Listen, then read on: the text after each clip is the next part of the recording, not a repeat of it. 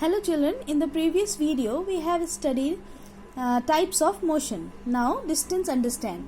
Distance is the total length of the actual path covered by an object irrespective of its direction. Irrespective means direction not mentioned in distance. Okay.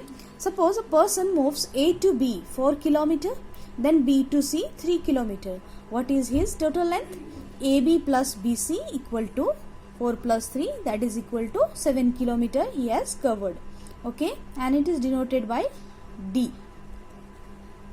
Now displacement. What is displacement? Displacement is the shortest distance covered by an object from its initial position to its final position in a particular direction, and it is denoted as S. So what is shortest distance, children? First, distance is the actual length or total length AB plus BC, that is 7 km. Now shortest distance is A to C. Person moves A to C directly. That is the shortest distance. We will find out by Pythagoras theorem. AB square plus BC square equal to AC square. So 4 square plus 3 square equal to 25, and square root of 25 we will find out 5 km. So shortest distance is 5 km. Understood? Second example you can take. Suppose if you have to cover a distance of circle. If a person start from A point A here, like this he will travel, and then return again at the same point A. So what is the displacement? What is the distance first you tell? Distance means a person start from A and return to A. The distance would be in the distance actually in circle we can say circumference. So circumference equal to 2 pi r. This is the distance. But what is the displacement? The displacement would be 0. Why 0? Because a person start from A and again return initial to final position, he return again here the same point. That in that case displacement would be 0. Understood? So I hope you have understood that distance and displacement difference. Now I would like to ask one question. When a passenger travels by taxi, is he charged based on the distance or displacement? What? Answer is taxi charge passenger based on distance, not displacement. Got it, children? Now look at this man running.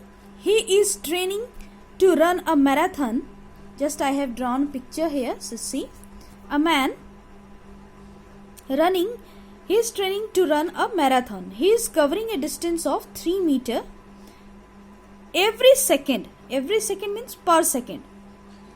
This is a man. He is covering a distance 3 meters, 3 meters, 3 meters, 1 second, 1 second, 1 second. Marathon race.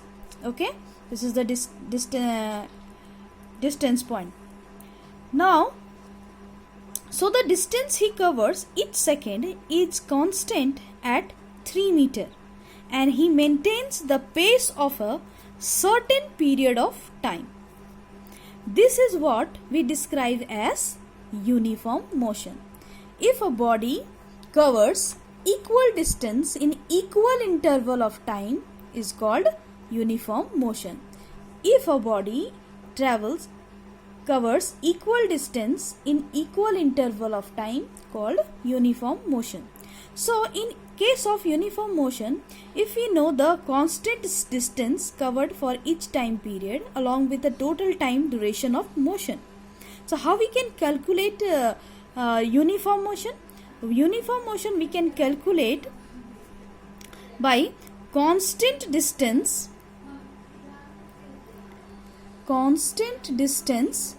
multiply total time duration equal to total distance covered equal to total distance covered.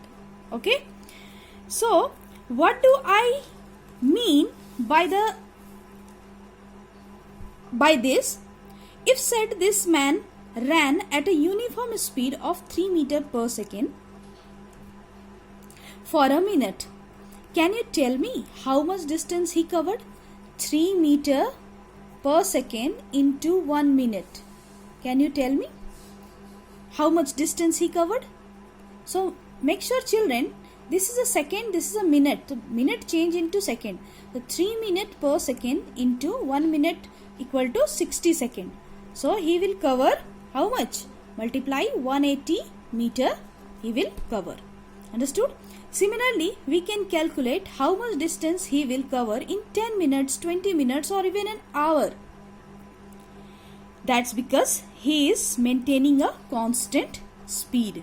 So, speed is equal to distance by time, and unit of speed is meter per second. Clear? We observe this man is running at a constant speed, but in our day-to-day lives, it is very rare to see uniform motion, whether it is walking or running or riding a bicycle or being in a car. We walk briskly for a while and then get tired and our pace slows down. Sometimes we walk fast, sometimes we slow down. Okay, sometimes we drive car fastly, sometimes slow.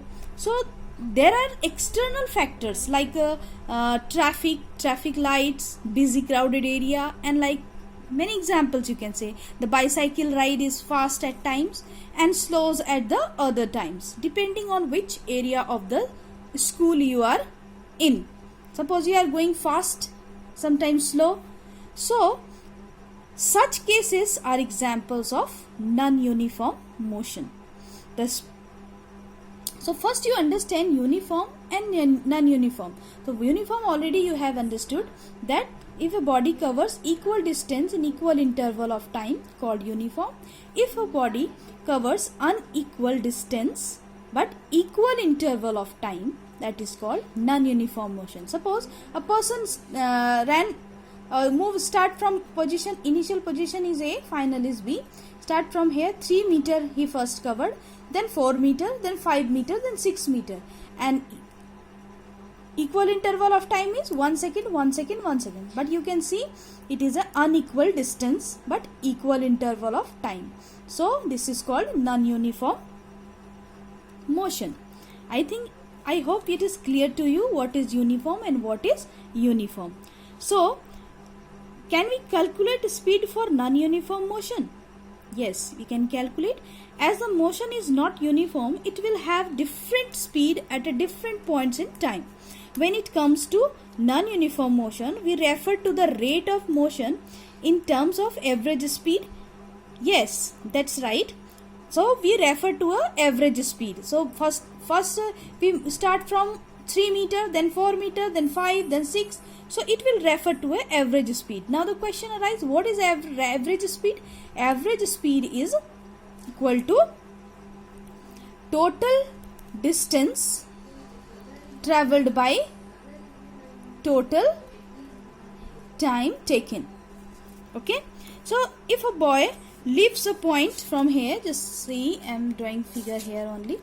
If a boy leaves a point A, okay, to reach point B point I drawn here, okay, which is 60 meter away from a point A. It is 60 meter away.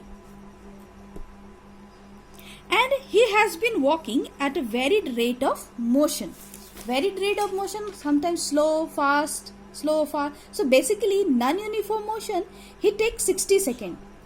So to reach a point, suppose he takes 60 seconds to reach a point B. So what is his speed?